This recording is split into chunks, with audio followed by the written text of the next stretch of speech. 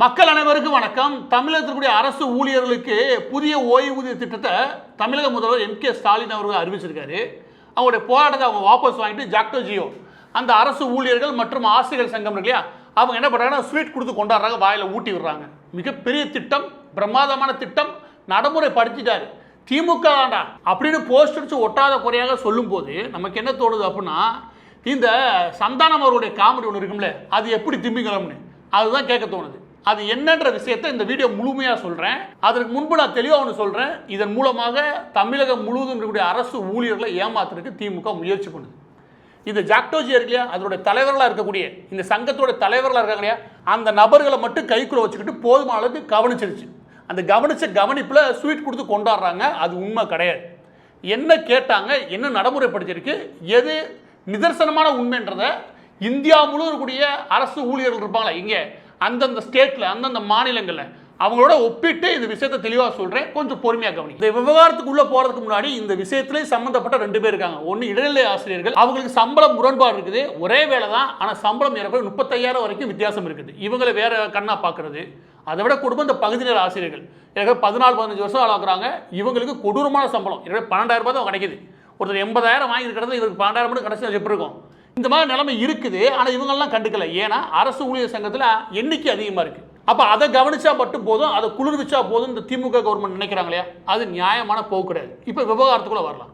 விவகாரம் என்ன அப்படின்னா, அரசு ஊழியர்கள் சங்கம் என்ன சொல்கிறாங்க, கடந்த தேர்தலின் போது திமுகவும் வாக்குறுதி கொடுத்துச்சு. என்ன கொடுத்துச்சு, என்ன நடைமுறைக்கு வந்துச்சு, எதுக்கு ஸ்வீட் எடுத்து கொண்டாடுறீங்க?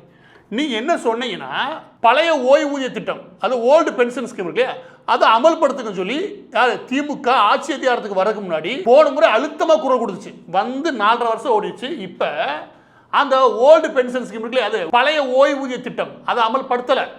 பழைய திட்டத்தில் என்ன இருந்துச்சு, இப்போ அவர் அறிவிச்சிருக்காருல ஸ்டாலின், அதில் என்ன இருக்கு, அதோட மேலோட்டமான முக்கியமான 3 விஷயங்கள் சொல்கிறேன். ஒன்று, சம்பள பிடித்தம்னு ஒன்று இருக்கும்.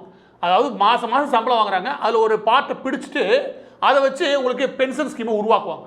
ஆனால் பழைய ஓய்வூதிய திட்டம் இருக்குல்ல, அதாவது ஓல்டு பென்ஷன் ஸ்கீம், அதில் பிடித்தமே இருக்காது. எதுவும் பிடிக்க மாட்டாங்க. ஏன்னா கவர்மெண்ட்டே ஒட்டுமொத்த கான்ட்ரிபியூஷன் இருக்கணும், ஃபுல் கான்ட்ரிபியூஷன் இருக்குல்ல, அதாவது அரசனுடைய பங்களிப்பு தான் முழுமையாக இருக்கும். ஊழியர்களுடைய பங்களிப்பு எதுவும் இருக்காது. அவங்க சம்பளத்தை பிடிக்க மாட்டாங்க. ஆனால் இப்போ சம்பளம் பிடித்தம் இருக்கும். ஏதாவது 10% வரைக்கும் சம்பளம் பிடிக்கிறாங்க. அதோட சேர்த்து கவர்மெண்ட் ஒரு 18% போட்டு இந்த பென்ஷன் ஸ்கீமை உருவாக்குறாங்க. இதுக்கு தான் அவர் என்ன சொல்கிறாரு, நாங்கள் 13,000 கோடி எக்ஸ்ட்ரா செலவழிக்க போகிறோம்னு. ஆனால் பழைய ஓய்வூதிய திட்டம் தான் நீங்கள் சொன்னீங்க. ஆனால் நடைமுறைப்படுத்துறது பழைய ஓய்வூதிய திட்டம் கிடையாது. அதோட ரொம்ப முக்கியம், இது இவங்க திட்டமும் கிடையாது. இவங்க திட்டமே இல்லைன்றதை அடுத்து சொல்கிறேன். அதுக்கப்புறம் ஓய்வூதிய உத்தரவாதம் 50% வரைக்கும் இருந்துச்சு, இப்போ 30%. அதாவது ஒரு 70,000 சம்பளம் ஆகிட்டு அவர் ஓய்வு பெறாருன்னா மாதம் 35,000 ரூபா கிடைக்கும். ஆனால் இப்போவும் இந்த 50% சொல்கிறாங்க. ஆனால் அது உண்மை கிடையாது. எடுத்தெடுப்பில் 30%, ஒவ்வொரு ஆண்டும் 5% கூட்டுவோம். இதுதான் அவங்க சொல்கிறது. இது எங்கே வந்து இடிக்கும் அப்படின்னா, முதலாவது அவங்களுக்கு அந்த பென்ஷன் வாங்கினால அவங்களுக்கு மட்டும் கிடையாது, அவங்களுடைய மறைவுக்கு பின்னாடி அவங்க வீட்டில் சேர வேண்டிய தொகைன்னு ஒன்று இருக்குல்ல, 21%, அதுவும் குறையும். எனவே ஒட்டுமொத்தமாக குறைக்கிற வேலை தான் தவிர இது பழைய ஓய்வூதிய திட்டம் கிடையாது. இதில் பிரைவேட் செக்டரில் இதே மாதம் ஒரு 5,000 கட்டி வச்சுக்குவேன், 8% வரைக்கும் ஏறக்குறைய உங்களுக்கு இன்ட்ரெஸ்ட் போட்டு ஒரு 23-30 வருஷம் சர்வீஸில் உங்கள் கைக்கு ஏற்கனவே 75 லட்சம் ரூபா கிடைக்கும். அதை பிரித்து கூட வச்சுக்கவேன், கணக்கெல்லாம் சரியாக வரும். எல்லா கணக்கும் ஒரே கணக்கு தான். எனவே இது ஒரு பெரிய புதிய திட்டம்லாம் கிடையாது. இதில் 18% கவர்மெண்ட் கட்டுறாங்களே, இது மட்டும் கூடுதல் செலவு. அதை தான் அவர் பெரிய தொகையாக காட்ட முயற்சி பண்ணுறாரு. ஆனால் என்ன உண்மை தெரியுமா, நரேந்திர மோடி அவர்கள் கவர்மெண்ட் போன வருஷம் அறிவிச்சிட்டா வச்சுக்கோங்க. அது என்ன அப்படின்னா, யூனிஃபைடு பென்ஷன் ஸ்கீம்னு அறிவிச்சாங்க, UPSன்னு. இந்த ஸ்கீம் அறிவிக்கும் போது அவங்க என்ன சொன்னாங்க, நரேந்திர மோடி கவர்மெண்ட் என்ன சொன்னாங்க அப்படின்னா, ஒரு NTPC ONGC போன்ற நிறுவனங்களில், அதாவது அரசு நிறுவனங்களை வேலை பார்த்தா அவங்களுக்கு பென்ஷன் ஸ்கீம் வேறையாக இருக்குது, அவங்களுக்கு டிவிடெண்ட் கிடைக்குது, அவங்களுக்கு சம்பளம் போதுமான அளவுக்கு அதிகரிக்கான வாய்ப்புகள் இருக்குது. அதுவே நீங்கள் சர்வீஸ் செக்டார் வேலை தான் வச்சுக்கோங்க, அந்த சர்வீஸ் செக்டாரில் இருக்கிறவங்களுக்கு போதுமான அளவுக்கு கிடைக்க வாய்ப்பு இல்லாதனால தான் நம்ம என்ன பண்ணுறோம், பென்ஷன் ஸ்கீமை அரசே போதுமான அளவுக்கு எடுத்து நடத்துறதுக்கு முயற்சி பண்ணுது. இந்த இடத்துல இப்படியான விஷயத்துக்குள்ளே வராத எல்லா பேருக்குமே யூனிஃபைடு பென்ஷன் ஸ்கீம்னு அறிவிச்சார். அதன்படி என்ன பண்ணணும் அப்படின்னா, அவருடைய சம்பளம் இருக்குல்ல, கடைசியாக வேலை பார்த்த 12 மாதங்கள் இருக்குல்ல, அந்த 12 மாதங்களுடைய ஆவரேஜ் எடுத்து அதை 50%-ஆக மாற்றி அதை ஓய்வூதியமாக கொடுக்கறதுக்கு முயற்சி பண்ணணும். முதலாவது இதுதான் M.K. ஸ்டாலின் அறிவிச்சிருக்காரு. ரெண்டாவது என்ன சொன்னாங்க அப்படின்னா, அவங்க குடும்பத்துக்கு சுமார் 60% அளவு இருக்கு. அவர் ஒரு ஓய்வூதியமாக ஒரு 50,000 வாங்குறாரு அப்படின்னா அவங்க குடும்பத்துக்கு சுமார் 35,000-40,000 போய் சேரணும். சுமார் 60% வரைக்கும் அவங்க குடும்பத்துக்கும் போய் சேரணும் அவர் காலத்துக்கு அப்புறம். இது மூன்றாவது என்ன அப்படின்னா, அவங்க ஓய்வு பெறும்போது அவங்களுக்கு ஒரு லம்பு ஒரு அமௌண்ட் கிடைக்கணும். இந்த ஏற்பாடுகள் பண்றோம் இல்லையா, இந்த ஏற்பாடுகள் பண்ணும்போது ஒரு 70,000 ரூபாய் சம்பளம் வாங்குறவர் மாதம் 35,000 ரூபாய் அவர் ரிட்டையர்மெண்ட் பணமும், அதுக்கப்புறம் அவங்களுடைய குடும்பத்தினர்களே அவர் மறைவுக்கு பின்னாடி ஒரு 21,000 அவங்களுக்கு போகணும். அதோட சேர்த்து ஒரு 20 லட்ச ரூபா அவர் குடும்பத்துக்கும் கிடைக்கும். அவர் திடீர்னு மரணம் அடைகிறது இந்த மாதிரி விஷயங்கள் இல்லை, அதுல இந்த அமௌண்ட் போய் சேர்ந்துடும். இதுதான் திட்டம். இந்த திட்டத்தை அறிவிச்சாங்க. இதை ஏற்றுக்கொள்ளுங்கன்னு அழுத்தம் கொடுக்க முடியாது. மாநிலம் முழுவதும் இருக்கக்கூடிய அரசுகள் என்ன பண்ணுங்கன்னா, இதை கன்சிடர் பண்ணுங்க, இது ஒரு ஆப்ஷனை வச்சு இதை நடைமுறைப்படுத்துறதுக்கு முயற்சி பண்ணுங்க அப்படின்னு சொல்லி கொடுக்குறாங்க. அது உடனடியாக நடைமுறைப்படுத்தின அரசு இல்லையா, அது மகாராஷ்டிரா, அஸ்ஸாம், உத்தரகாண்ட், சத்தீஸ்கர் இவங்களாம் நடைமுறைக்கு கொண்டு வந்துட்டாங்க. ஆனால் ராஜஸ்தான், ஜார்க்கண்ட், ஹிமாச்சல பிரதேஷ், பஞ்சாப், அதுக்கப்புறம் சத்தீஸ்கர் இவங்க யாருமே நடைமுறைப்படுத்த மாட்டோம். நாங்கள் பழைய அந்த ஓல்டு பென்ஷன் ஸ்கீம் இருக்குல்ல, பழைய ஓய்வூதிய திட்டம் அதுலேயே இருக்க விரும்புகிறோம் அப்படின்னு அவங்க அறிவிக்கிறாங்க. அதில் அவங்களுக்கு சில முரண்பாடுகள் இருக்குது. எனவே அவங்க என்ன பண்ணாங்கன்னா, பழைய ஓய்வூதிய திட்டத்தில் நாங்கள் இருக்கோன்ட்டாங்க. இப்போ ஒன்று பழைய ஓய்வூதிய திட்டத்தில் இருக்கணும், இல்லாட்டி இங்கே இருக்கணும். இந்த நிலைப்பாடில் வரான்னு வச்சுக்கோங்க. அந்த ரெண்டுலையும் இல்லாத மாநில அரசுகள் என்ன பண்ணுறாங்க அப்படின்னா, இந்தியாவில் pension fund regulatory and development அத்தாரிட்டின்னு ஒன்று இருக்குது.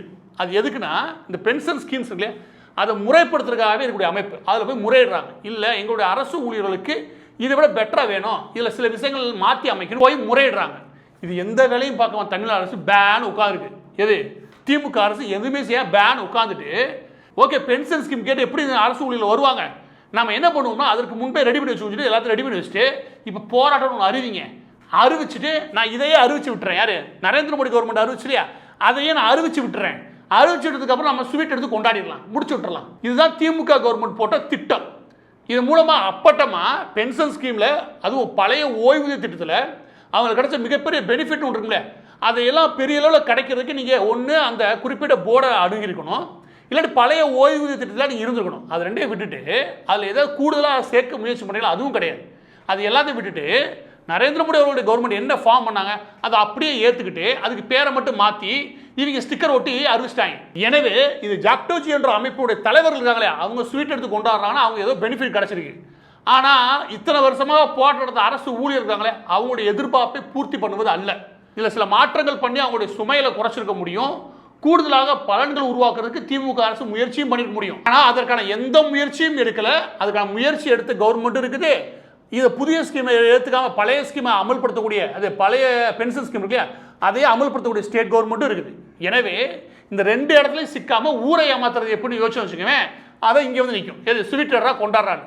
இதில் கவனிக்க வேண்டிய மிக முக்கியமான ஒரு விஷயம் இருக்குது. அது என்ன அப்படின்னா, யூனிஃபைடு பென்ஷன் ஸ்கீம் அறிவிக்கிறாங்களே, அதை அறிவிச்சதை மகாராஷ்டிரா கவர்மெண்ட் ஏற்றுக்குது இல்லையா, அதை ஏற்றுக்கொள்ளக்கூடாது அப்படின்னு சொல்லி இன்ன வரைக்கும் மகாராஷ்டிராவில் கவர்மெண்ட் எம்ப்ளாயி போராட்டம் நடத்துகிறாங்க.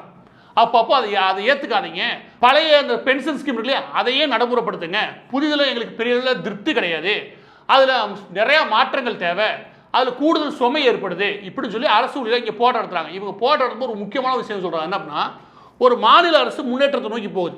அந்த மாநில அரசுடைய முன்னேற்றத்தை நோக்கி போகுது இல்லையா, அந்த ஏற்றத்துக்கு ஏற்றாப்புல தான் நீங்கள் என்ன பண்ணுறீங்க, பென்ஷன் ஸ்கீம்னு உருவாக்கும். அந்த ஏற்றத்துக்கு ஏற்றாப்புல என்ன பண்ணுறீங்க, நீங்கள் சேலரி கமிஷன் ஒன்று போடுறீங்க. மாநில அரசுடைய வளர்ச்சிக்கு நிகராக, ஏறக்குறைய நிகராக மாநில அரசில் வேலை பார்க்கக்கூடிய அரசு ஊழியர்களுக்கும் நீங்கள் சம்பள உயர்வுகளை உருவாக்கணும். இது அரசனுடைய கடமை.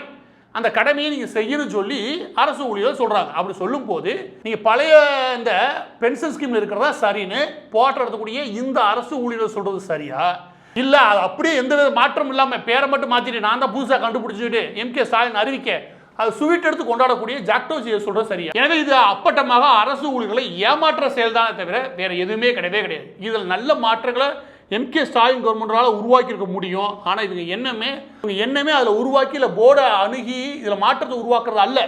எப்படி தேர்தல் அணுக போகிறோம், அது எப்படி ஊரை ஏமாத்துறது, இவ்வளோதான். அதனால தான் சொல்கிறேன், எம்.கே. ஸ்டாலின் கவர்மெண்ட் அறிவிச்சதுமே எனக்கு என்ன தோணுச்சு அப்படின்னா, அது எப்படி திம்பிக்கணும், எதையுமே வேலையே பார்க்காம எதையும் புதுசாக யோசிக்காம மக்களை ஏமாத்துறது எப்படி அப்படின்ற அளவில் மட்டும் திட்டத்தை போட்டு அதை நடைமுறைப்படுத்த போகிறேன் பாருங்க, நான் புதுசாக கண்டுபிடிச்சிருக்கேன் பாருங்கன்னு ஊருக்குள்ள ஏற்கனவே இருக்கிற ஒரு விஷயம், அதுவும் மற்ற மாநிலங்கள் இருக்கக்கூடிய அரசு ஊழியர்கள் ஏற்றுக்கொள்ளாத ஒரு விஷயத்த இங்கே இருக்கக்கூடிய அரசு ஊழியர்கள் ஏற்றுக்கொள்ளணும்னு நீ அறிவிச்சுட்டு அதுக்கு ஸ்வீட் எடுத்து கொண்டாடாத செய்றீங்க.